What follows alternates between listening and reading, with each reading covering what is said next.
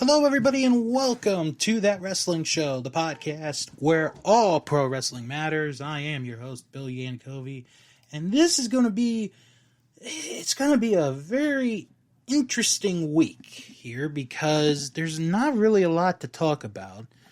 The main focus this week is on two different things. My review of Full Gear, which took place last Saturday, and the Wrestling Observer Newsletter Hall of Fame announced its class of 2020. Going to be talking about that, going to break down the voting and who's going to be on the ballot next year, who's off the ballot, and so much more. One of the things that I like about this show is that when you guys listen, we're pretty honest, or I'm pretty honest with you. I did not watch Raw this week. I did not watch Dynamite. I did not watch NXT. I needed a mental break. But this show, when I record the show, helps me relax, helps me feel better. And you guys help me feel better. And there was no way I was going to miss this week's episode, especially when we have a review coming up and the Observer Hall of Fame to talk about in a little bit. Now, one thing I do want to mention before getting into the review of Full Gear is Mandy Rose got injured on Raw. Now, like I said, I did not watch Raw when it happened. But I did watch the video of when Mandy Rose got injured. And people are already doing the same thing of, blame Nia Jax, blame Nia Jax. This is not Nia's fault. This was a freak kind of accident that happened. Basically, to describe what had happened, Nia was throwing Mandy out of the ring through the top and middle rope. As Mandy is going out to the floor, her left arm, like when she was going to put her hand on the apron, it went in a weird position, and that's how she hurt her arm. So this had nothing to do with Nia Jax. I know, I can't believe it myself. I'm defending Nia Jax here. But it is true. This was not Nia's fault on this one, and it wasn't Mandy Rose's fault. This was just a freak accident. So now we're going into Survivor Series. We're 9 days away as of this recording, and you have to wonder if Mandy Rose, who has gotten some TV time over the last couple of months since going to Raw, if she's going to be able to be a part of the Survivor Series. So I would imagine by this weekend or early next week, we're going to find out if Mandy Rose is going to be a part of the Survivor Series team or not. And if she's not going to be a part of a team or of the team, who do you replace her with? Because there really aren't that many choices. I mean, Alexa Bliss is got her thing going on with Bray Wyatt, so she's out of the picture. It really comes down to Nikki Cross, Billie Kay, and Lacey Evans. That's all I could think of. Unless Naomi comes back and, makes it interesting. But it remains to be seen. So we'll have to see, if we get a medical update on Mandy Rose and if she will be a part of the Survivor Series or not. Looking at it, I'm not going to say she is or she isn't. Like I said, it was just one of those freak accidents that just happened. Okay, let's talk about Full Gear from this Saturday night. This was a great pay-per-view from top to bottom. And you're going to hear it in the grades. I mean, this was a really, really good pay-per-view. There is almost nothing negative I could really say about this pay-per-view, which is kind of surprising because sometimes, you nitpick, the pay-per-views and all that, but this was actually a pretty, like I said, a great pay-per-view. So, we had our pre-show match. So I have my grades and I also have Dave Meltzer's ratings. So I'll tell you, like I said, my grades and Meltzer's ratings.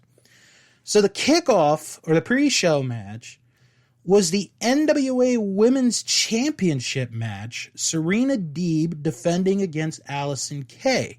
Now, what makes this interesting is that Allison Kay during the week left the NWA. Like, her contract ran out and she did not sign a new contract. So she is a free agent or a freelancer, however you want to call it. And she challenges for the NWA Women's title. This was a good match. It was a fun match to watch. Serena Deeb getting the win to retain the women's title. I mean, I think that was a pretty easy pick as to who was going to retain the title there. But it was very enjoyable. It didn't hurt anybody. It didn't hurt the show. It was just a very fun, enjoyable match. I gave this a C+. Meltzer gave this 2.5 stars. So, I think we differ a little bit on this one. I was a little bit more higher up on this match here. Now, before we got to the pay-per-view, we are told, or no, we're not told yet, but I have to mention this. They played a video package for Kenny Omega and Adam Page. And it is the final match of the Eliminator Tournament. So whoever wins is going to be the number one contender to the AEW World title. During the package, they played Don't Know What You Got Till It's Gone by Cinderella.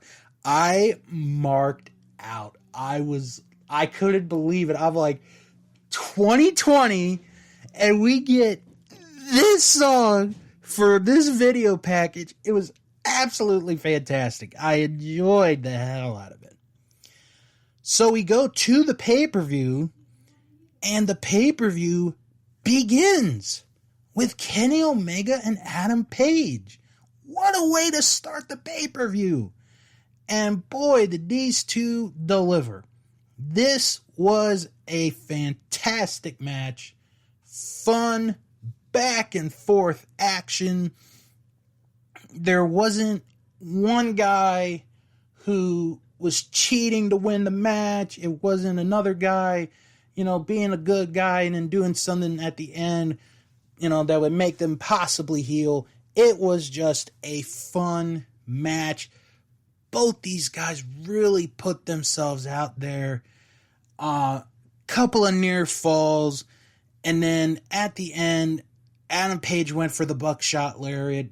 Omega ducked out of the way. He hit 2 V-triggers and then landed the one-winged angel on to Adam Page to get the 3 count, to get the win, and be the number one contender to the AEW World title, which I'll talk about a little later on, probably at the end of the paper or at this review, because there was an announcement made and you might want to reserve the date for when I talk about it. Great opening match. I gave it an A-. Meltzer gave it 4.5 stars. Now we go to our next match, which is John Silver against Orange Cassidy. And I'll tell you what, John Silver won me over in this match.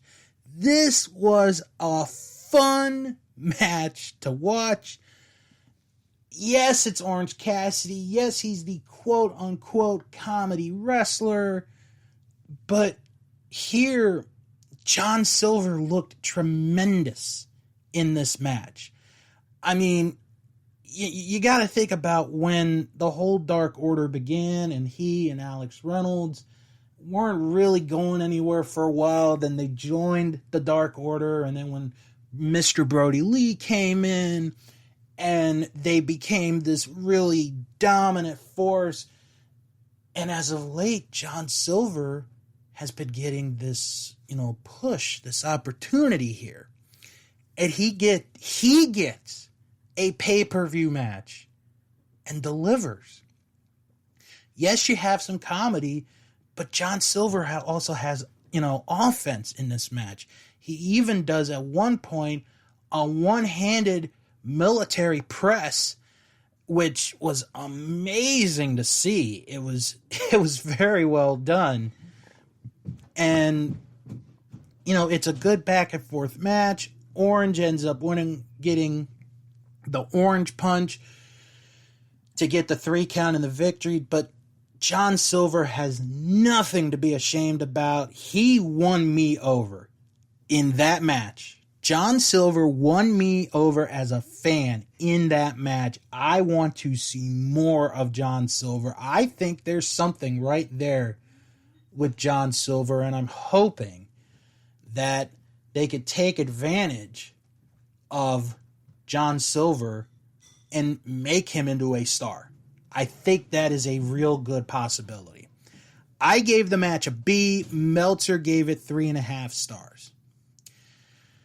Next match was for the TNT Championship. Cody defending the title against Darby Allin. Now, in the intro, this was one of the highlights of the pay-per-view. So, Darby... Okay, so I got to explain the opening. Darby comes in on his car. Cody comes out with the Nightmare Family. And they get, the ring introduction because it's a big title match. So Darby gets introduced, and then Justin Roberts introduces Cody, and he's like, he is the TNT champion, blah, blah, blah. And he goes, Cody Rhodes! And it got a huge ovation. I mean, the pop was insane because now he can call himself Cody Rhodes. Cody can now be Cody Rhodes again because WWE, didn't trademark it anymore, or they did something, and as soon as that happened, Cody just got on it, and it's like, it's like, I got my name back, so. But this was another great match. This was a fun match. Cody was being very cocky, very arrogant in this match, thinking, I've beaten this guy twice. I think I can do this again. It's no problem. I don't know what it is, but when Darby Allin and Cody Rhodes face each other, and I think this is only like the 4th match they've ever had in AEW, but when they face each other, they really bring the best out of each other.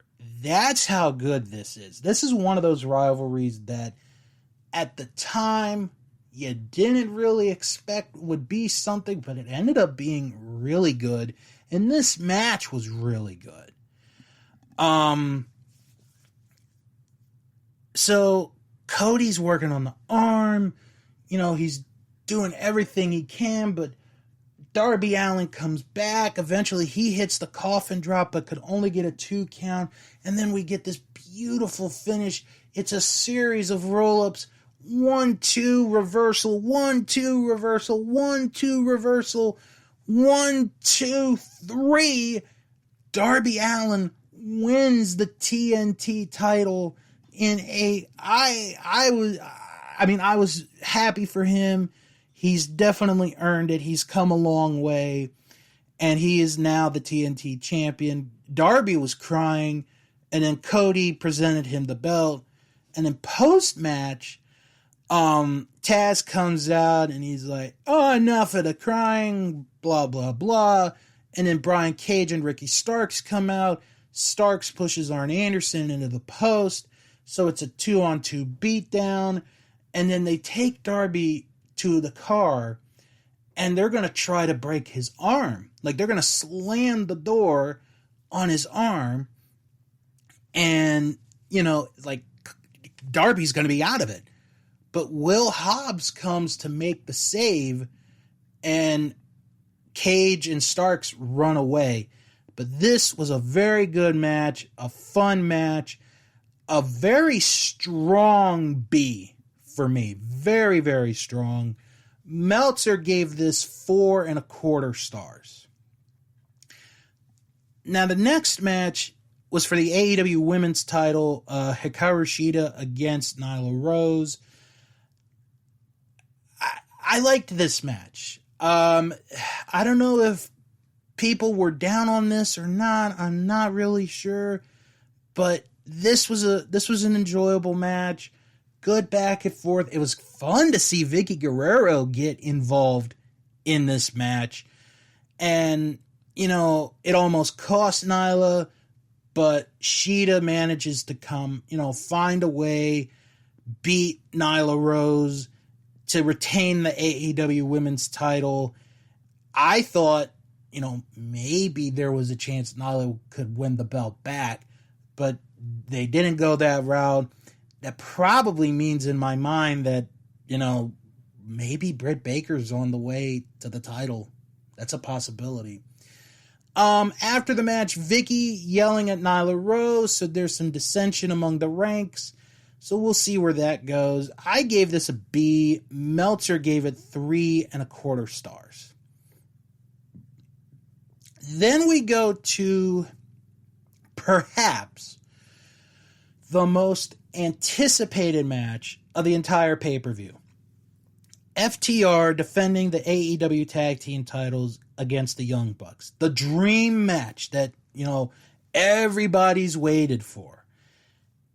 They delivered on this match. They absolutely delivered on this match. And we got to remember the stipulation of if the Young Bucks do not win the titles, they don't get another shot at the titles ever again. And this is just such good tag team wrestling. It's physical. Dax, at one point, his hand gets busted open and like he has to get it taped up. And it's just great tag team wrestling, tells an amazing story. Matt Jackson gets beat up so much in this match. I mean, and they go for the leg, which really was the story of the match. You know, Cash and Dax, they were just going for the leg. They were beating up on it. And it was just old school tag team wrestling. It was a tremendous match. And then you get to the end, which was so left field. I never expected it. So Cash, he's on the apron. He's the legal man. It is him and Matt Jackson. They are the legal men. Cash is on the outside, or he's on the apron. Matt he's lying down. Cash, of all people, does a springboard 450 splash. Remember the phrase, no flips, just fists. He flipped and he missed. And Matt hits a couple of super kicks. 1, 2, 3. And the Young Bucks win the AEW Tag Team Championship. This was a fantastic match. This was the match at the pay-per-view. And what's kind of weird is, and it's almost like Hell in a Cell from a couple of weeks ago, where you had the 3 cell matches. And after the first one, because the first one is so good, you're like, okay, how are they going to top that? And then you get the second one, and then it's like, oh my God, how in the world is the third one going to top it? That's the same thing here with this match. Because the big three going to the pay-per-view was Moxley Kingston, FTR and the Young Bucks, Omega and Page. Those were the big three. So Omega and Page go first. They set the bar. The three matches following did a good job. Then you have the tag title match. And they go past the bar. They break the bar. And they put it up into another stratosphere. Love this match. Could it be the match of the year? I don't think so. But I could see people making an argument for it being the match of the year. I gave it an A+. That's the highest grade that's like my 5-star. Of course, we do have the S, when it's supercalifragilisticexpialidocious, but that's, another time. I gave it an A+. It was a fantastic match, told a great story.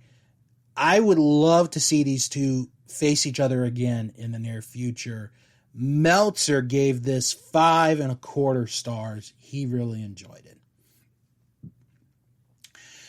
So now we go to the Elite Deletion match with Sammy Guevara and Matt Hardy. So Sammy Guevara is driving in a golf cart and has got his name on it. He's got the colors on it.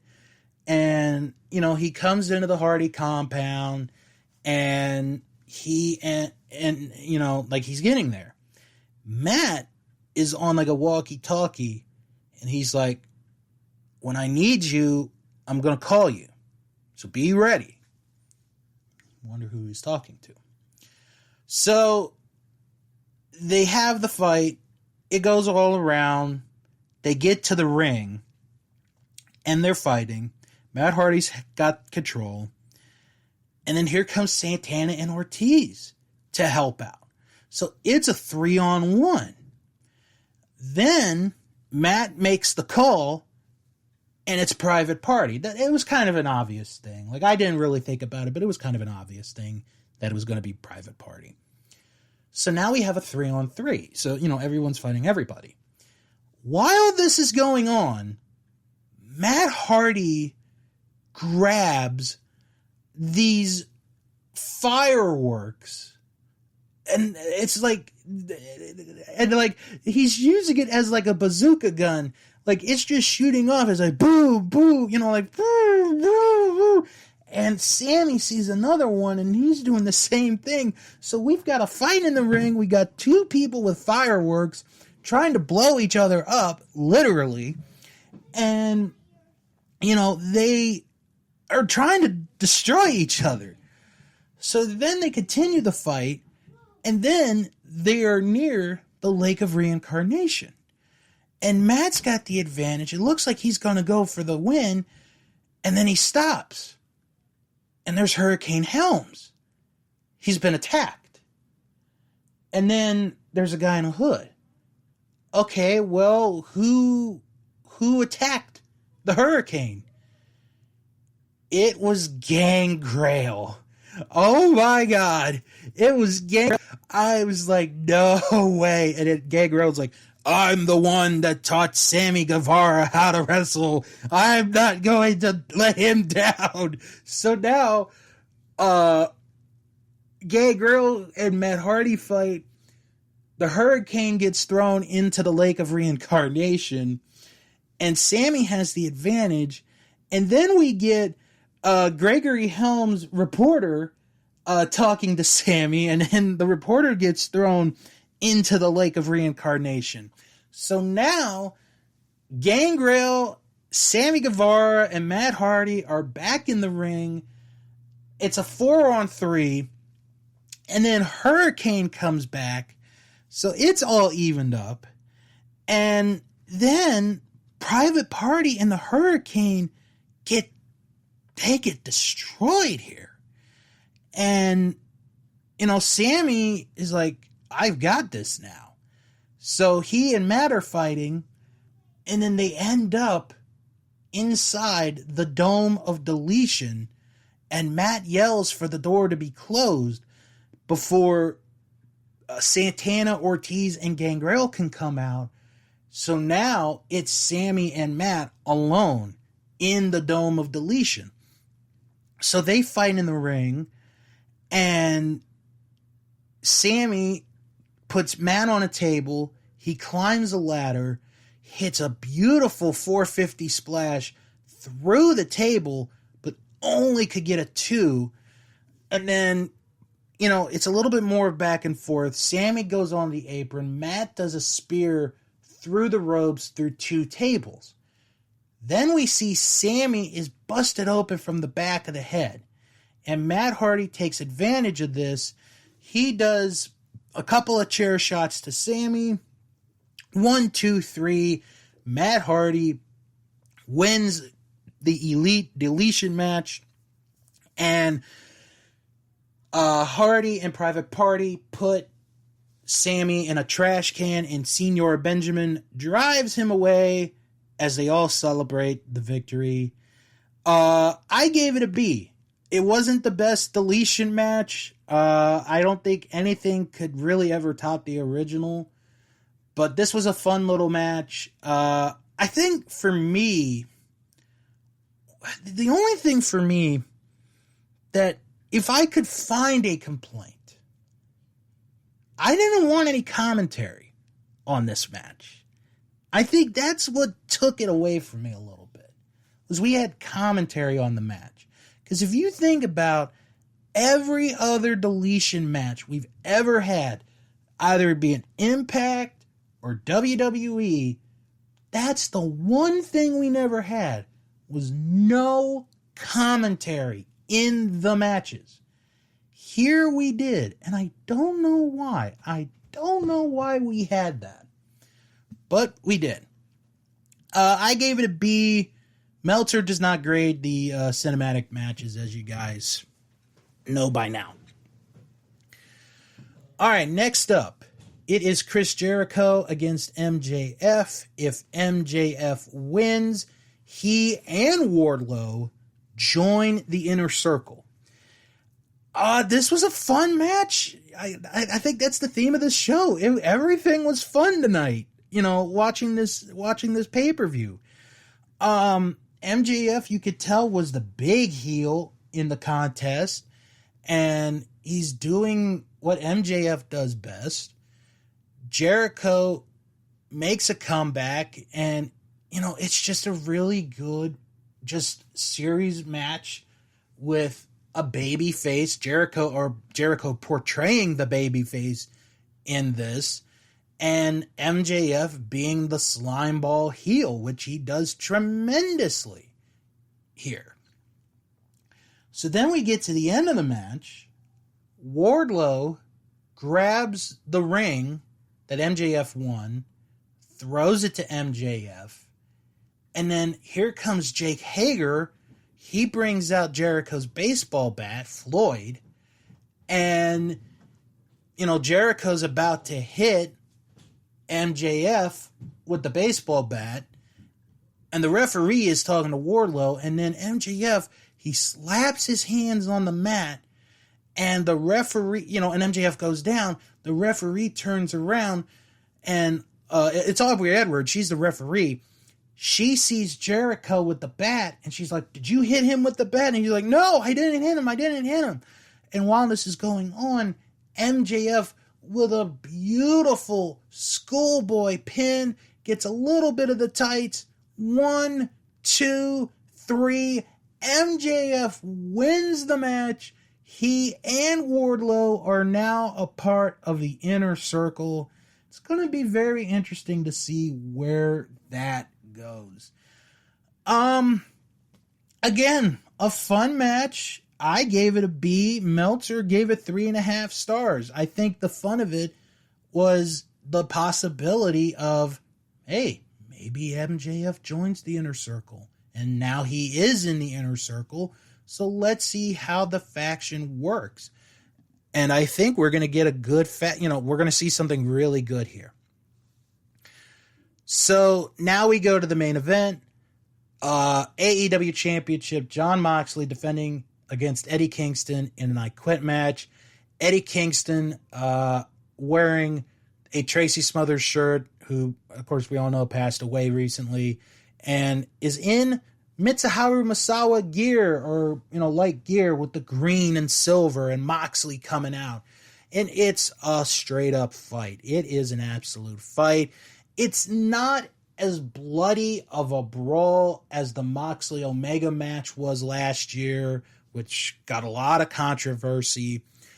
But this was a fun, brutal fight. They go all over the place. Both men are bleeding. They're using everything that isn't nailed down. They're each trying to make the other say, I quit. It just could not be done. Kingston brings out a bag of thumbtacks. Moxley has, like a Singapore cane. He's got a barbed wire bat. We got chairs. Everything's getting used. And at one point, Eddie Kingston grabs a bottle of alcohol. And I'm not talking about, like your beer alcohol. I'm talking rubbing alcohol, like when you get cuts.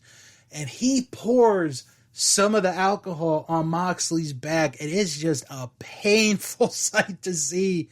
And it is just a fun match. And then at the end, Moxley, he does the paradigm shift. And then he goes and he grabs a little strand of barbed wire. And then he puts the bulldog choke onto Kingston. And that forces Kingston to say, I quit. And Eddie Kingston loses. Jon Moxley retains the AEW World Championship in a very good main event. And then at the end, Kenny Omega comes out. He stares down at Jon Moxley. Now we know in the very near future, Moxley and Omega for the AEW World title. We'll mention that in a minute. I gave the match an A-. This was a very good main event. Eddie Kingston, I've always been a fan of his. When it comes to the big time matches, when it comes to the big situations, Eddie Kingston comes to the dance and he is ready to dance with the best. Jon Moxley is making a very good argument why he may be the best professional wrestler in the world today. He can wrestle any style of wrestling, and you're going to get a good match out of him. So, like I said, I gave it an A-. Meltzer gave it 4.25 stars. This was a very fun pay-per-view, a great pay-per-view, really from beginning to end. And let's talk about what we know as of now. Want to mark the date down, ladies and gentlemen, if you have not heard. Jon Moxley, Kenny Omega for the AEW World Championship Wednesday, December the 2nd. It will be on Dynamite the week after Thanksgiving. Could Kenny Omega get an early Christmas present by becoming the new AEW World Heavyweight Champion? We will find out. It's not that far away. December the 2nd, it's right around the corner. I cannot wait for this match. I really cannot. So, I'm looking forward to it. One more thing I want to talk about before I talk about the Observer newsletter. Over the week, I got a chance to watch Walter versus Ilya Dragunov on NXT UK from a couple of weeks ago. Everyone talked about it. Everyone loved it. I had to watch it. What a freaking amazing match that was. If you have not seen it, you need to go out of your way to see this match. It was brutality at its best. One of the things I really enjoyed, no crowd. no commercial breaks. You got to see the match in its entirety from beginning to end. And my God, Walter. What can I say about Walter? He is a freaking beast. And Dragunov won me over in the match too. It's just amazing what those two did. If you haven't seen it, please find a way to watch it, because it is a brutal masterpiece of wrestling. All right, now, last night, Dave Meltzer put up the newest edition of the Wrestling Observer newsletter, and we have the Wrestling Observer newsletter Hall of Fame class of 2020. So, before I get into who got voted in, there was an individual, a historic figure who got put in by Dave Meltzer, and it is Dan Koloff, who was a very big star in Europe. So Dan Koloff, not related to Ivan or Nikita. I'm going to read a little bit here from the website. Dan Koloff, or Kolov with a V, was a huge star in Europe, particularly in France and Belgium in the 1930s, where he was second only to Jim Londos as a drawing card. To break down a little bit more of how important he was, let's get you a little bit more information about him. As soon as I can see how prepared I am, folks. Yay.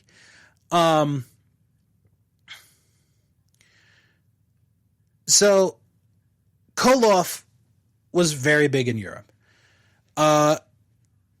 He was a star in North America, but never a superstar, and became a major sports hero. He is the Belgian wrestling legend, a huge celebrity who was honored by the Tsar of Belgium with the highest medal of its day. Even today, the country's biggest amateur wrestling tournament bears his name. There is a statue of him on public display. He's had at least 8 books written about him and was the subject of a major movie, Dan Koloff, The King of Wrestling, which came out in 1999, 59 years after his tragic death at the age of 47. From the standpoint of cultural enduring fame, given his heyday was 80 to 90 years ago and most of the books were written in the last 20 years, few in history will likely match it in any culture. And that's limited to probably El Santo, Ricky Dozan, Giant Baba, Antonio Inoki, The Rock, and Hulk Hogan. European historian Phil Lyons has a fascinating biography that will be out in the next issue of the Observer newsletter. So we're going to get an education, if you subscribe to the newsletter, next week about Dan Koloff. Okay, so now, which 4 individuals got voted in to the Wrestling Observer Newsletter Hall of Fame? If you have not seen it yet, well, I'm going to tell you right now, and I'm going to go from the bottom to top. So your top 4 just got the number of votes in Japan needed to get in. Jun Akiyama is in the Wrestling Observer Newsletter Hall of Fame. He had 59% of the votes last year, just missed out, got in this year. In Mexico, Carlos Lagarde is in the Wrestling Observer Newsletter Hall of Fame. Had 50% of the votes last year, 61% this year. Kenny Omega is in the Wrestling Observer Newsletter Hall of Fame. Now, and I'm sure a lot of you are wondering, oh, he got in by US and Canada. No, he did not. The majority of his time was spent in Japan. He was on the ballot for Japan, and he got 61% of the votes to get in. Last year, he had 53%. And finally, the person who got the most votes percentage-wise, 64% of the votes. So this was real close this year. Like, we barely had people getting in. Again, from Mexico, Medico Asesino, who was not on the ballot last year. Was not on the ballot last year. He wrestled in Texas as El Medico, for those who may not know who Medico Asesino is. So those are the four individuals, plus Dan Koloff, who got into the Wrestling Observer Newsletter Hall of Fame. Now, who missed out? Who are the 10, the next 10 that just missed out? Well, let's tell you. Rollerball Mark Rocco was the biggest one, and he had a 19% gain in voting, from 35% to 54%. Sergeant Slaughter had a little bit of a gain. He got a 2% raise from 51% to 53%. Don Owen, the promoter in Portland, actually went down 6% from 59 to 53. Los Brazos went up 17% from 36% to 53. Johnny Saint went up 4% from 48 to 52%. Larry Matisick, the famous announcer for Wrestling at the Chase, booker, helper, everything there, he stayed at the same at 46%.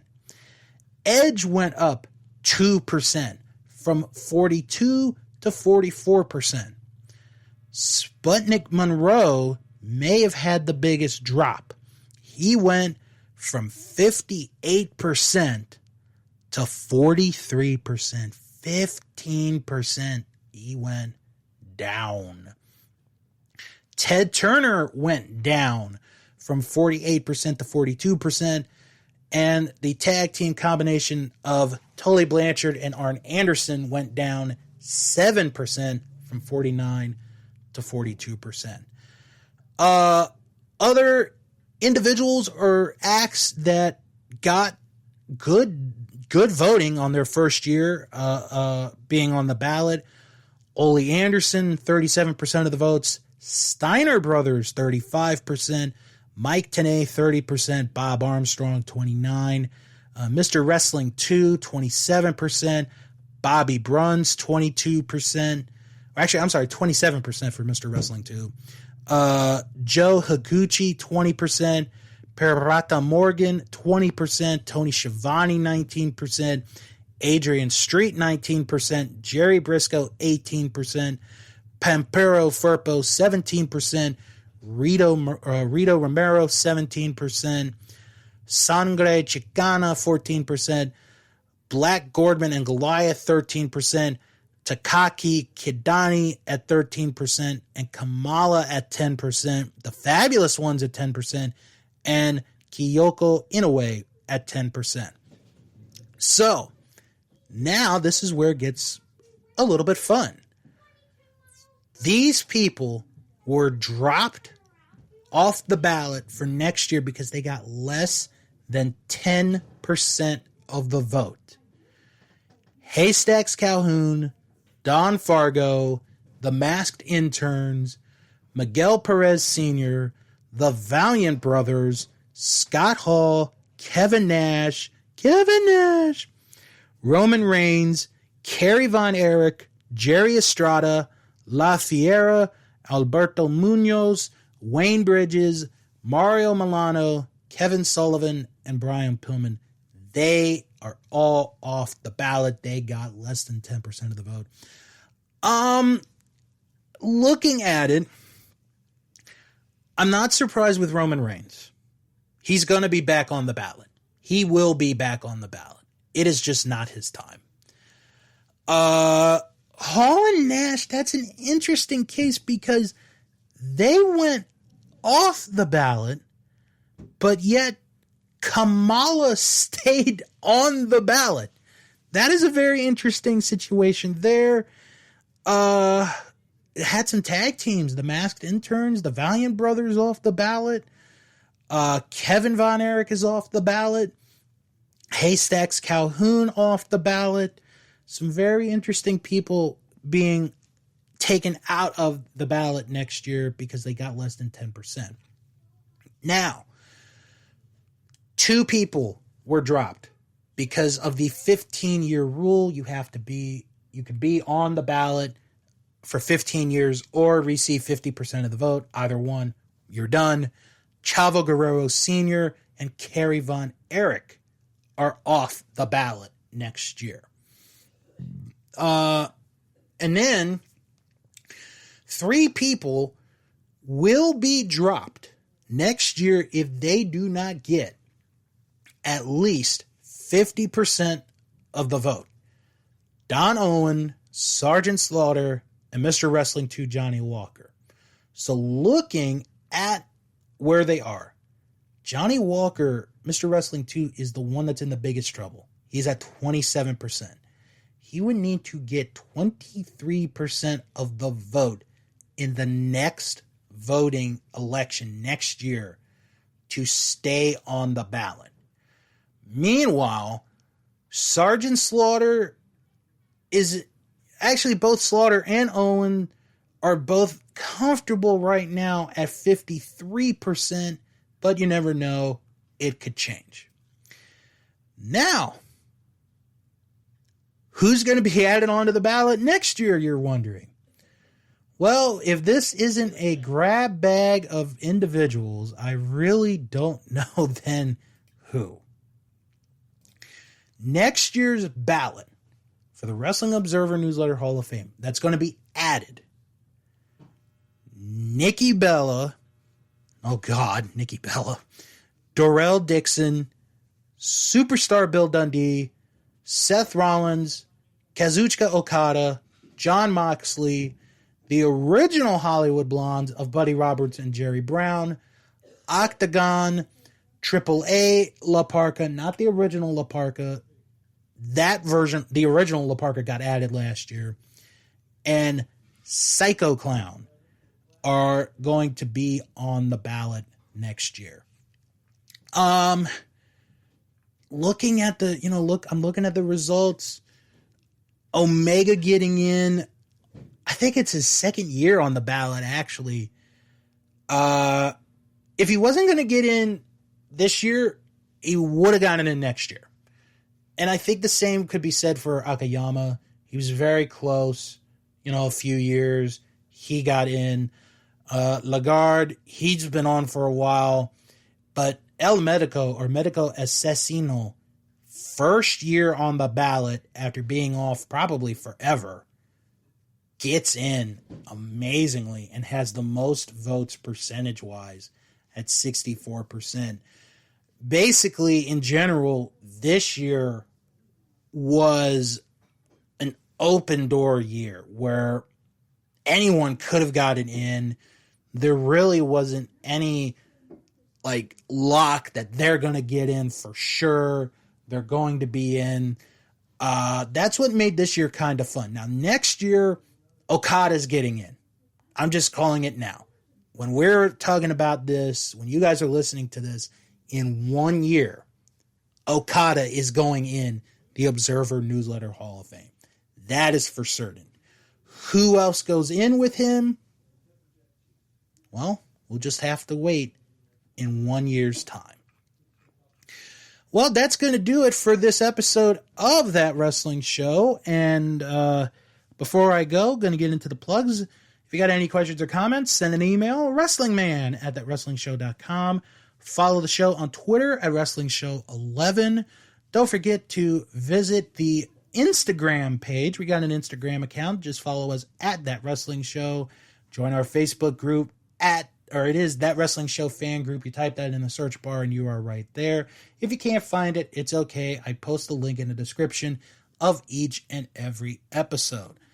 Also, check out our store, teespring.com/That Wrestling Show podcast. And if you like what you hear, join us on Patreon. Patreon.com/That Wrestling Show. Our highest tier is at $3. I don't have here this week my list of stuff to plug, but I do want to say real quick, congratulations to our Vantage Point, the Retro Wrestling Podcast, our little brother podcast, on making their 200th episode this past week. They're actually doing a two-parter. So congratulations to Joe and Michael on reaching the 200 episode milestone. Next week, it is Survivor Series time. I'm going to preview the upcoming Survivor Series, only 9 days away, and going to talk about if this is truly the final farewell of The Undertaker as they have promoted it to be. On that note, everybody, thank you for tuning in to another episode of That Wrestling Show, the podcast where all pro wrestling matters.